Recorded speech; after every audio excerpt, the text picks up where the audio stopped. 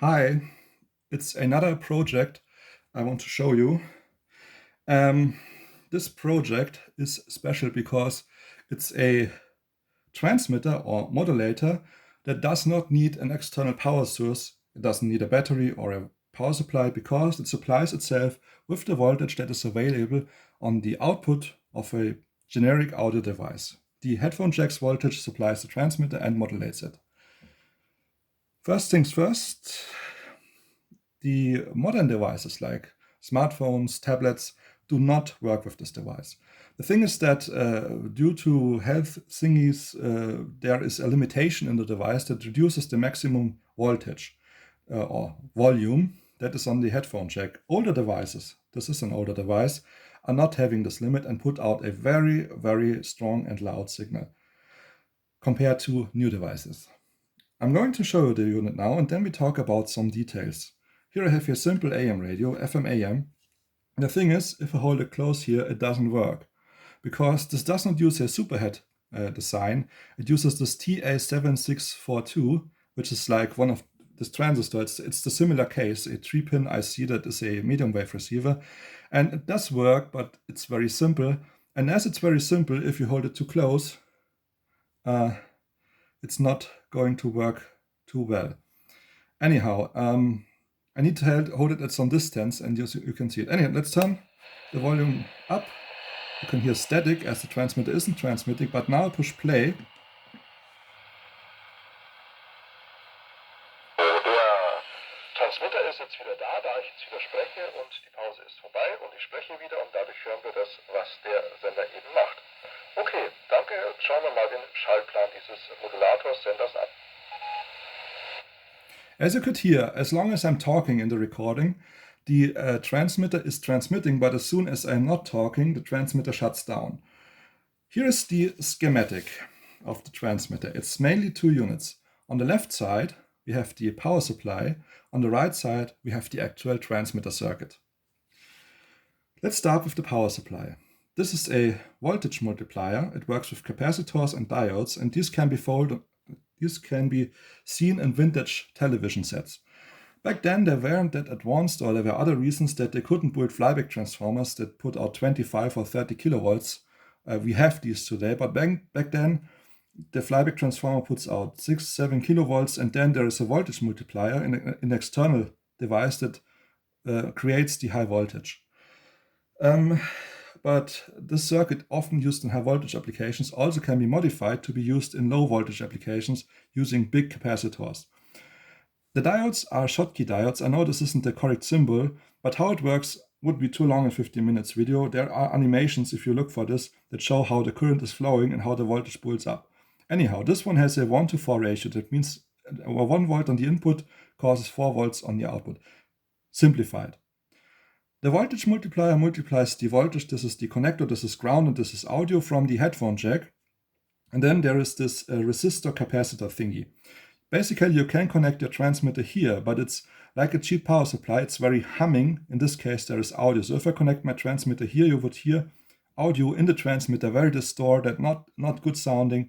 And also, this capacitor has another reason, this big one, this 1000 microfarad, because if there is a break in the talking, the voltage will go down. And this one acts like a small battery and jumps this break, supplies the transmitter in the talking breaks with voltage at least a few seconds long until the transmitter shuts off.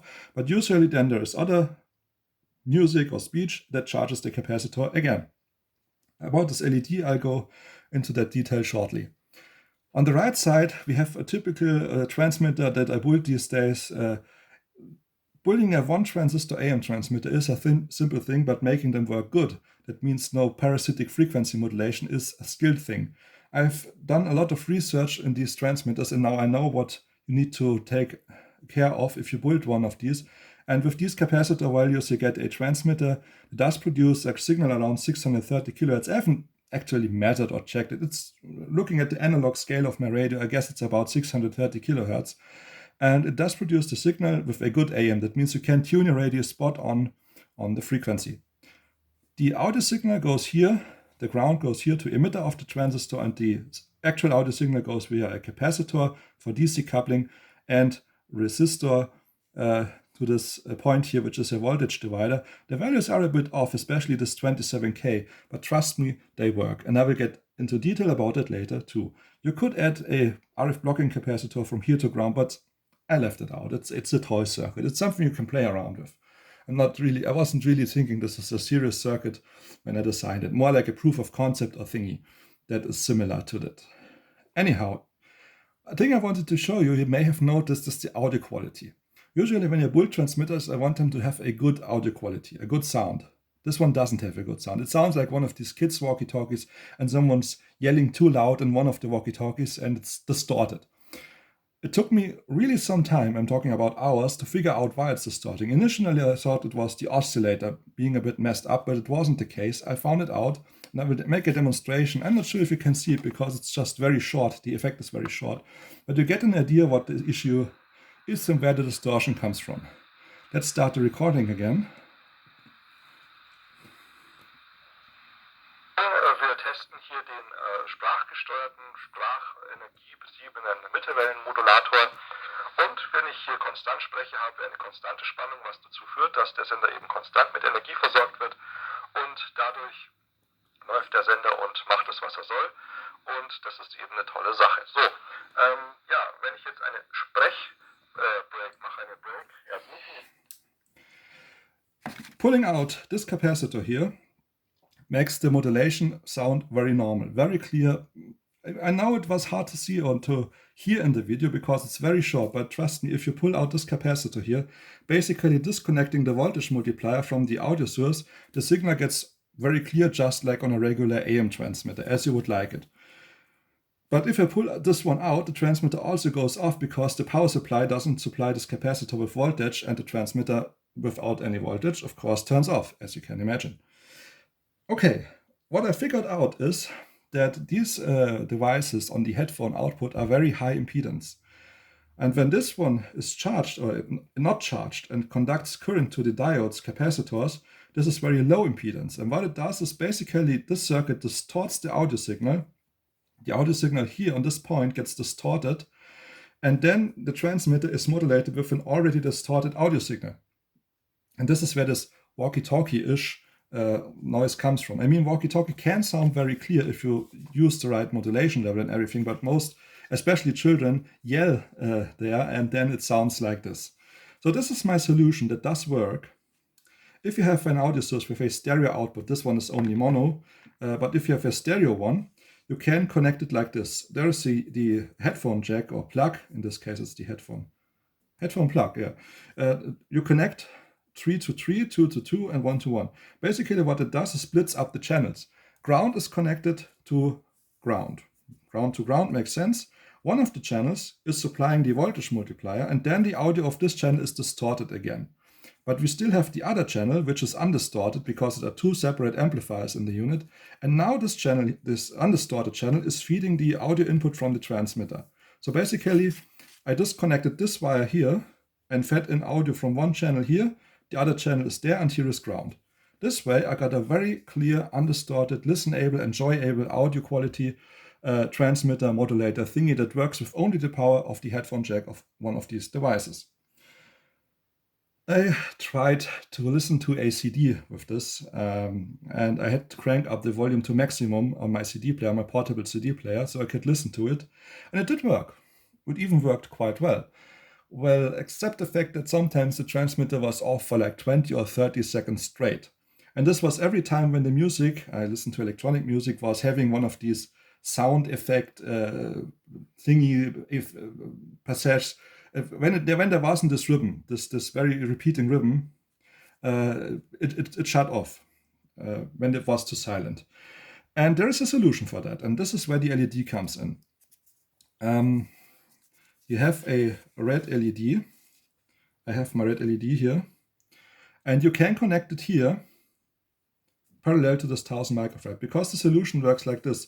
Instead of using a device that is like this that runs with 2 batteries, you can use a device that runs with 4 batteries or even more, because the more batteries that are in the device, the higher the voltage you get on the output is. Still, this puts out 20 milliwatts for the headphone. A big device with wall supply, as of the wall outlet supplies it the wall outlet supplies it, or you can put in D cells and whatever, also puts out 20 milliwatts because they have internal resistors that limit the power, so you won't damage your ears. The ears are fine, and you also will not overload the headphone that you may be using along with this device. So the difference is that devices that run with a higher initial voltage, not 2 batteries, 4 or more, put out more voltage on the headphone. Less current, but more voltage. And with these, you can supply this one, and you can get it to work that it's constantly transmitting, that even when there is a silent passage, it's still enough to charge the capacitor and keep this thing running. But the problem is, if the voltage is so high, this one will charge up to 4 volts or 5 volts, making this transmitter having more transmission power, but in return, heavily reducing the volume. That means you would get a signal, but the music would only be very, very silent on the transmitter. And so you simply add this LED in parallel to this capacitor. What happens then is, whenever there is enough voltage, this LED lights up, so you get a light 2, a power light like the transmitter is on, but it also stabilizes the voltage for the transmitter, and the transmitter always gets supplied with the same voltage. Then you get a very constant, good usable audio level for the device. Of course, you may want to reduce this 27K a bit, but that's up to you. Basically, this is the volume control here. Okay, one thing to say, what I did, I wanted to use these so-called audio transformers here. What they do is they isolate one side from the other, but sometimes they also change the voltage levels. This has a 1:2 ratio. That means if I add 1 volt on the input, I get 2 volts on the output. There are also others like 1:4 or even 1:10. They don't work.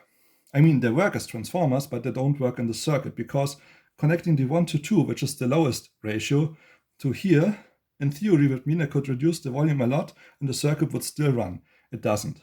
Actually, I have to increase the volume to get the same performance out of this transformer than without it. That's because A, there is a power loss in the transformer itself. It's not a lot, but if you have barely any power available at all, any power loss is having a severe effect on the performance of the circuit. And B, if I double the voltage, the current will be lower. And I may have the double voltage on the output, but the power is so low that the current is barely enough to run the circuit. 1:4 transformer, it didn't even work really. I mean, I have to crank it up completely maximum volume, and then occasionally it would come on, but overall it would stay out. So I didn't even try the 1:10 transformer. This is basically the best circuit I could come up with, driving this directly, and then it works.